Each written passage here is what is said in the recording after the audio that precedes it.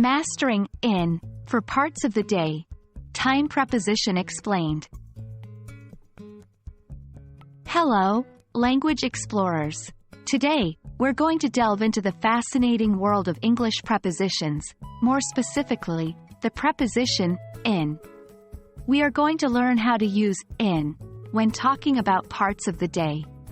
This simple two-letter word can be quite powerful and useful once you know how to use it correctly. Before we go any further, let's briefly explain what a preposition is.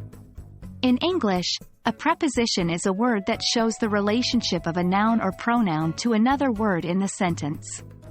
Today, we are focusing on in as a preposition of time. The preposition in is often used to denote a specific period or point in time.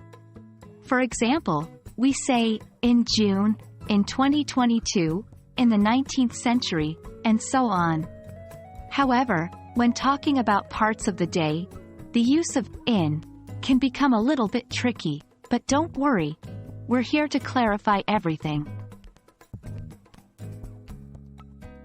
When talking about parts of the day, we usually use in for the non-specific times during the morning, afternoon, evening, and night.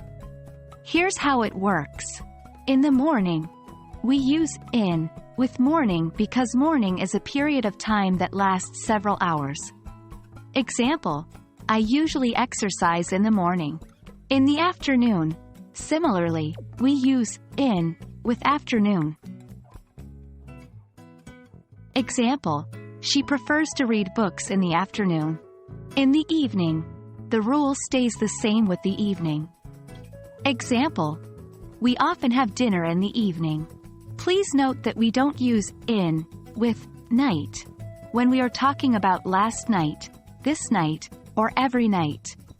Instead, we simply say at night. Example, the stars are visible at night, not in the night. Now that you understand the rule, it's time to practice. Make sure to create your own sentences using in with the parts of the day. Practice makes perfect, remember? And that's a wrap, language explorers. I hope this video has cleared up the mystery of using in for parts of the day. Now you're one step closer to mastering English prepositions. Keep practicing, and you'll become an expert in no time. Stay tuned for more exciting English language adventures. Happy learning!